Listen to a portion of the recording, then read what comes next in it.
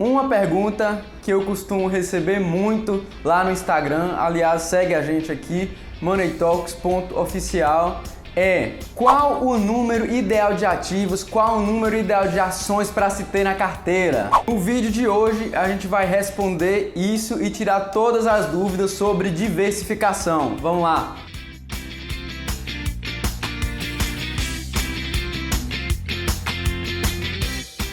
Como sempre, para ajudar a gente, para você ficar por dentro, para você aprender a investir, deixa seu like, se inscreve no canal, compartilha esse vídeo com seus amigos, para a gente aprender a se tornar um bom investidor, tá? Então vamos falar sobre diversificação.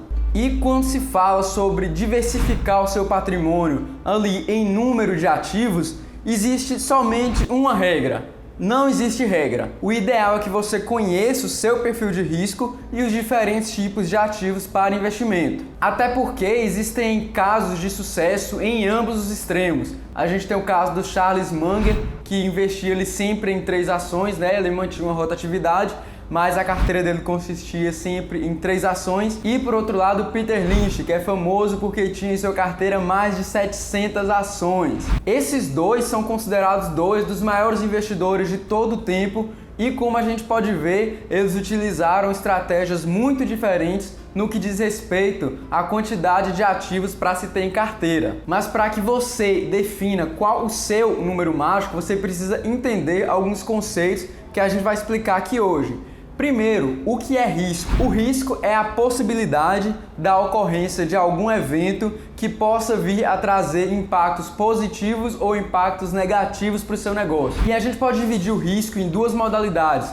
Primeiro, o risco sistemático. O que seria o risco sistemático? É uma crise energética no país, é uma mudança de governo, um presidente novo que vai entrar com ideias totalmente diferentes. Enfim, são fatores que vão impactar todos ou uma grande maioria dos ativos que estão em circulação. E existe também o risco sistemático, que são riscos específicos de setores. Por exemplo, se você investir 100% do seu capital no setor de shoppings e acontecer alguma coisa que impeça as pessoas de saírem de casa. Bem, esse é um risco que você consegue diminuir simplesmente ao diversificar a sua carteira, ao diversificar os setores em que você investe. E esse gráfico que eu vou mostrar agora na tela é um gráfico muito interessante, porque ele mostra o comportamento do risco sistemático e do risco não sistemático em função da quantidade de ativos na sua carteira. E desse gráfico dá para tirar algumas conclusões. Primeiro, que quanto menos ativos você tem na carteira,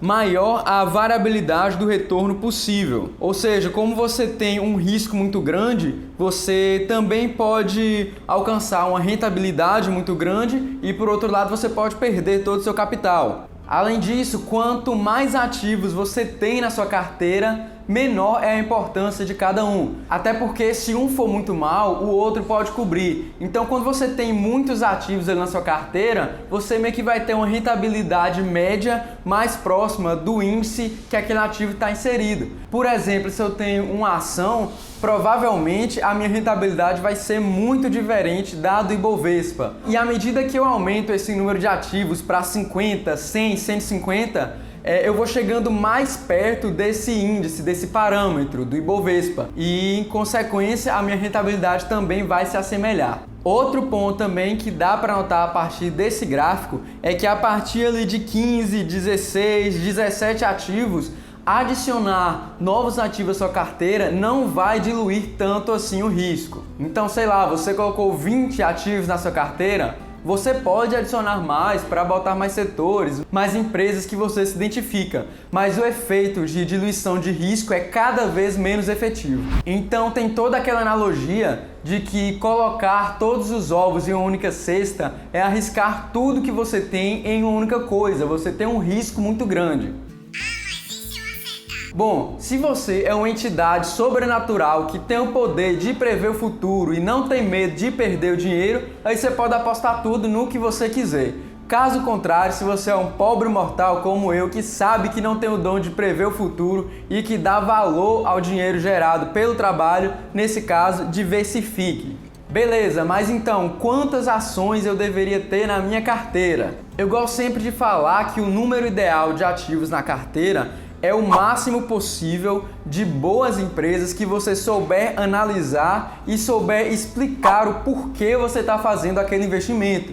É muito importante também que não adianta, sei lá, você ter 30, 40 ações, sendo que são 20, 30 empresas ruins. É uma diversificação burra, você está jogando seu dinheiro no mato. Então escolha setores bons que você considera resilientes e pega ali as tops de cada setor. Pode ser 1, 2, 3 empresas de cada setor, já é bom demais. Entenda que diversificar é diferente de pulverizar. A ideia não é sair adicionando ativo na doida, querendo diversificar, porque você vai acabar fazendo bosta. O ideal é que se você já tem uma carteira ali de ações e quer simplesmente diversificar por diversificar, não quer mais escolher ações, você pode comprar um ETF que replique o índice, por exemplo, o BOVA11 que replica o Ibovespa. Mas você também pode adicionar ETFs na sua carteira se achar interessante. Outra coisa que pode te ajudar a definir esse número de ativos que você vai ter na carteira é que vai depender do percentual do seu patrimônio que você quer alocar em renda variável.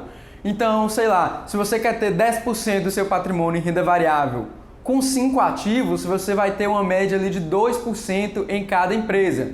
Então não é tão perigoso assim, já é uma diversificação até ok. Agora não vai colocar, sei lá, 60%, 80% em ações e distribuir em apenas 5 empresas, porque eu tô te avisando, vai dar merda. Seja agora ou seja lá na frente, você tem que pensar sempre no pior. Se tem a possibilidade de dar merda, vai dar merda. Então quanto maior o percentual do seu patrimônio em ações, maior também deve ser o número de empresas que você deve investir para você diluir esse risco. O mesmo também vale para fundos imobiliários, só que como os fundos imobiliários possuem um risco muito menor, você pode investir ali em FIIs multi, não tem problema você ter um percentual um pouco maior em cada fundo imobiliário. Outra coisa importante na hora de você montar a sua carteira é entender que existem ali níveis de diversificação. Primeiro pensando em questão de país. Se você tivesse que escolher um país no mundo inteiro para colocar 100% do seu capital, você ia colocar 100% do seu capital no Brasil?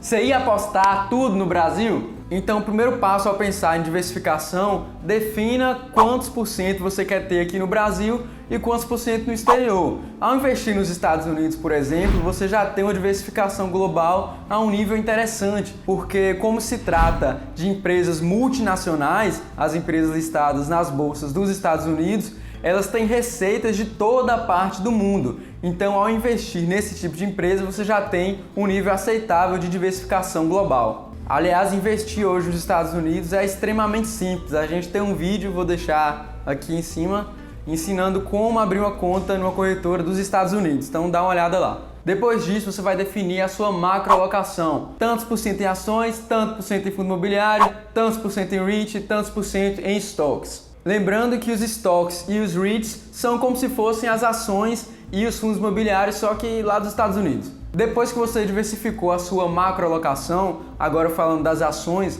você vai diversificar em setores. Porque se você investir todo o seu capital em apenas um setor, por mais que você reduza o risco específico de cada empresa, você ainda vai estar sujeito ao risco setorial. Por exemplo, vamos supor que você tem 10 ativos na carteira.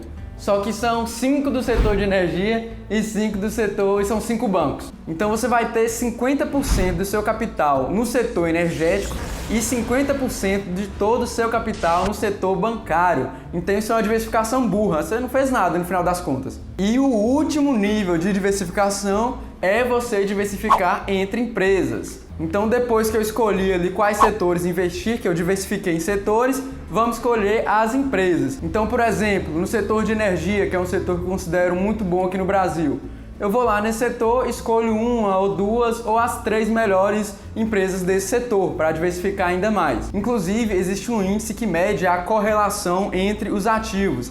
Esse índice varia de -1 a 1. Então, por exemplo, 2 empresas que possuem uma correlação de 1, se uma se valorizar 100%, a outra também vai valorizar 100%. No outro extremo, se for -1, caso uma se valorize 100%, a outra desvaloriza 100%. E no zero quer dizer que não tem relação nenhuma entre elas.